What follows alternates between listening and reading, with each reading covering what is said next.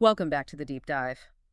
In our last exploration, we looked at that 2008 review of Community Living BC, Right. and we heard some very specific and frankly troubling early warnings. Things like process overload, heavy planning burdens that were just exhausting staff and families. And of course, the big one, wait lists. Wait lists popping up because the funding, well, it just couldn't keep pace with the demand. Exactly. So today, we're moving ahead 3 years to the Queenswood 2011 review. And we really need to establish the central frame of this document right away. This is presented as a report on, quote, progress and options. Progress and options. Yes, and crucially, it is not structured as, say, a binding action plan with mandates, hard deadlines, or even clear recommendations for the government to follow. It's really intended to give them a sense of how the system is performing. So our mission for you, the listener, is to understand what exactly this distinctly positive cone includes, what efforts were made, but then to really drill down into what critical details it quietly leaves off screen. Especially around definitions and financial mechanisms. We're looking past the progress language and right into the nuts and bolts. And that shift in tone from 2008 is what's profound. Back then, we were hearing alarms about core structural problems. Right, real friction. By 2011, this report is written to project competence, to project momentum. It's offering options rather than clear recommendations. Which is a frame that allows for, celebration without requiring concrete, mandated changes. Exactly. Okay, so let's acknowledge the effort, but question the structure. To properly evaluate the progress being claimed here, we have to go back. We need to recall the fundamental promise made when CLBC's governance model was first created. What was that baseline expectation? What was it? The foundational commitment, the promise, was to ensure a meaningful and permanent voice for the people living inside the system. And that meant everyone. It was meant to include self-advocates, caregivers, families, the wider community. It set a really high bar for public participation. Okay, so if that meaningful and permanent voice was the foundational promise, we then have to look at how this 2011 review actually gathered its information. What was the methodology? Well, the review was structured entirely as a high-level sort of management-style assessment. What does that mean in practice? It means it relied on document review, so, internal reports, memos, organizational charts, and formal interviews with senior officials and system leaders. Okay, so this raises the central critical question right away, doesn't it? It does. If ensuring a meaningful and permanent voice was the baseline promise, why is a distinct public consultation component? Going out and speaking directly to self-advocates, to families, to community groups. Why is that not visible in the methodology here? It speaks volumes about the priorities, I think. The review is designed to assess management's implementation of management's decisions. So it's an internal feedback loop. It is. When you rely only on official documents and senior staff interviews, you confirm the reporting structure, but you necessarily miss the critical, ground-level feedback that the original model was supposed to guarantee. That options frame we talked about, it perfectly matches that restricted method. And it's not just the method that's cautious. The document is so careful to label its suggestions as options. Yes. As you said, that's distinct from a mandatory action list. It sounds constructive, right? Options sound like a plan. They do, but they lack ownership. They lack the hard deadlines of a mandated list. If a recommendation isn't tied to specific funding or a formal mandate, It can be put off forever. perpetually deferred, yes. What's fascinating here, too, is the report acknowledges it stayed high level in some financial areas because there was another audit running at the same time. Right, a concurrent, more detailed internal audit from the Ministry of Finance. Which suggests an awareness that, deeper scrutiny was happening elsewhere, allowing this Queenswood report to stay more strategic, more focused on process. With that framing set, we really have to ground everyone in the sheer scale of the system we're talking about. It's essential to understanding the accountability mechanisms. We're talking about an annual budget of roughly $710 million for the 2011-12 fiscal year. That is a vast sum of public money. And that funding isn't just flowing through a few regional offices. It flows through a massive, diffuse network of over 3,000 funded organizations and service providers across the province. The implication of that scale is immediate. In a system managing $750 million and 3,000 suppliers, accountability doesn't live in a mission statement. No, or in a slogan. It lives in contract management. That's the mechanism. That's what translates the budget into actual services through defined terms, negotiated rates, monitoring, review schedules. The contract manager, in a lot of ways, becomes the true day-to-day policymaker on the ground. So if we see the report later claiming efficiencies, the primary question has to be, what specific mechanism changed inside the contracts? Did they just streamline some paperwork or did they fundamentally alter service rates? It's a critical question. And speaking of definitions, the report reveals this significant confusion around who is even counted as a client in caseload. For most people, and you, the listener, would naturally assume this caseload means people currently receiving funded services. But that's not what CLBC's number means. The figure stated in the report is 13,696. Okay. But this number is much closer to an eligibility and tracking registry rather than a definitive count of who's getting funded services right now.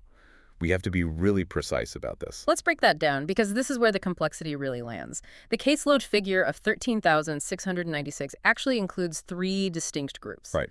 First, you have people receiving CLBC-funded services. That's the obvious one. Second, people receiving community and generic services, maybe things that aren't CLBC funded at all. And third, and this is the key part, people who aren't receiving any services yet, but who are eligible and on what's called the Request for Service list, the RFSL. The inclusion of those non-funded and waiting groups, it means that number, 13,696, confirms the size of the eligible population being tracked. Exactly. It doesn't confirm the volume of services actually being delivered. This technical distinction is where the language can get so slippery.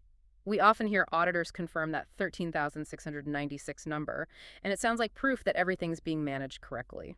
And on a technical level, the audit is confirming the number. But it's only because it's confirming the caseload registry definition. Okay, can you give us an analogy for that? Think of it like a massive library system. The audit confirms the total number of people who have library cards. That's the eligibility registry. Right. It does not confirm how many of those card holders are actually checking out books or using library services this month. The number confirms the reporting structure, not the funded service volume. That makes the distinction absolutely essential. And it brings us right to that Request for Service list, the RFSL, which the report itself notes is often called a wait list. And the Queenswood Review pushes back hard on that label. It argues calling it a wait list is inaccurate, and they use internal figures to try and redefine the problem. And the breakdown is telling. They say 72% of people on that list already receive some level of service or support. Another 12% already get services but are requesting additional support. So that leaves just 16% who have received no services for over 6 months. Right. By focusing on the majority, that 84% already receiving something, the report manages the optics of the waiting problem.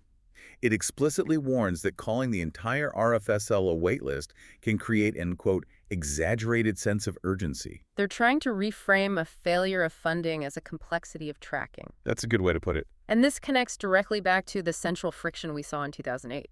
We recall that process burden, developing a person-centered plan, could take up to 25 hours per plan. An incredible investment of professional time. And yet, despite that huge effort, people still end up on a list waiting for service because the funding isn't guaranteed to follow the plan. That disconnect is a persistent echo, isn't it? It is. This tension between demand and resources brings us to a structural limitation that's noted in the report, the challenge of long-term financial planning. The document just openly admits it. It says linking caseload projections, the demand side, that 13,696 number, and growing to reliable cost projections is extremely challenging. So if you can't accurately translate the number of eligible people into a hard cost figure for the government to budget against, then reliable, responsible, long-term financial planning becomes virtually impossible. it means the system is structurally reactive, not proactive. Which brings us to the headline financial number in this review. The claim of 24,87 contract efficiencies. This is a huge figure, and it's presented as a success. And that saving is linked specifically to contract review work. That takes us right back to the scale of the system, the 3,000 providers. When the government promotes a $25 million saving, you need to know where it came from. Exactly. Efficiency is a beautiful generic word, but it covers wildly different realities on the ground. It could mean just optimizing administrative processes, which is painless. Or, and this is the critical distinction, it could mean fundamentally changing service arrangements, modifying payment structures, or revising, even freezing the rates paid to those providers. When you see a number that big, $24.87 million, the question is always the same. Where, specifically, did that money not get spent? You don't find that kind of saving just by tidying up your files. No, you have to push hard on the contract mechanisms to find out if this was a change in process or a change in delivery. This is why it's so important to capture that ground level perspective. We need to introduce a recurring claim, and we should stress, this is a claim, a hypothesis, not proof from the report itself. The claim is that the systemic shift has focused more and more on the question of how can we house people for as little money as possible. It's a harsh claim, but it's a testable one. It is. If that narrative holds true, you should be able to see it by examining contract rate trends and the rules of contract review over time. Does the money flow toward better service, or does it continually push down the cost?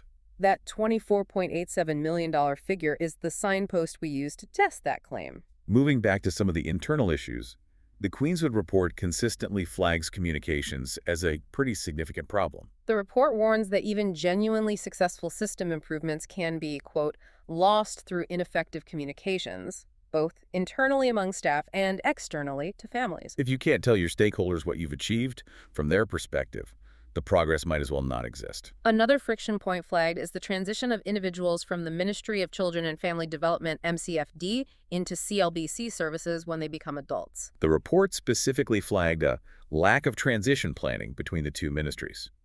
It creates massive stress at a critical point in these young adults' lives. Though it did add the caveat that the situation was improving. It did, but the fact that it was flagged in 2011 shows the challenge was systemic and it was ongoing.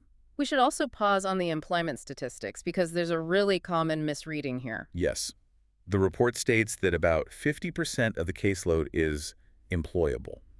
But crucially, employable does not mean they are currently employed. No, it's a diagnosis of potential. It means they have the capacity to work if they're provided with the right level of support and resources. So it's a diagnosis of need, not a success metric. Exactly. It tells you how much support is required, not how many jobs have been secured. And now we get to what is, I think, the most telling piece of bureaucratic language in the entire document. This is the central paradox in the conclusions. The official headline is bright and clear. All 27 recommendations fully implemented. That's the picture presented to government. Okay, sounds great. All 27 done. But when you drill into the supporting detail, the report immediately complicates that. It notes 2 recommendations still require attention. And one of those 2 outstanding measures is explicitly listed as being delayed indefinitely. Wait, hold on. How does something achieve fully implemented status if its completion is simultaneously delayed indefinitely and it's still sitting right there in the implementation update? It's a masterful use of convenient language, isn't it? The report ensures the high-level summary stays entirely positive, allowing stakeholders to claim completion. While the inconvenient, unresolved tasks are just pushed into the footnotes. It satisfies the bureaucratic need for closure without requiring the systemic effort of actual completion. So the report wraps up by listing future directions, framed as these soft options. But if you strip away that language, this list is basically the system's toughest, most expensive, most persistent unresolved issues. What's on the list? Employment, better assessment tools, issues of inequity across regions, streamlining, deep-seated cultural issues, communication failures, and that ongoing transition planning friction. They aren't minor suggestions. They're the core systemic problems just wearing the camouflage of options. So let's anchor this deep dive on 3 crucial points. Okay. First, we record that the 2011 Queenswood report used a progress plus options frame. It let them report positively on management efforts, but avoided setting mandatory action plans with firm deadlines. Second, we record the critical definition problem. That caseload of 13,696 includes people waiting for funding. It's an eligibility registry count, not a volume of funded services being delivered by CLBC. And third, we record that the report's biggest financial claim, that $24.87 million in efficiencies, is tied directly to contract reviews. Its true mechanism has to be tested against specific contract details to find its real-world impact. Progress language is easily written. It often sounds very optimistic, but the complexity, the friction, and the hard accountability, that all lives in the cold mechanics of the system's definitions and its contracts. Next time we finally move into that concurrent investigation, the Ministry of Finance internal audit, we'll explore exactly what a pure financial review can and cannot tell you when the system's client numbers stay this abstract, tied only to an eligibility registry. Keep asking those core questions. What is being counted, and how is the money being spent? Thank you for joining us for this deep dive.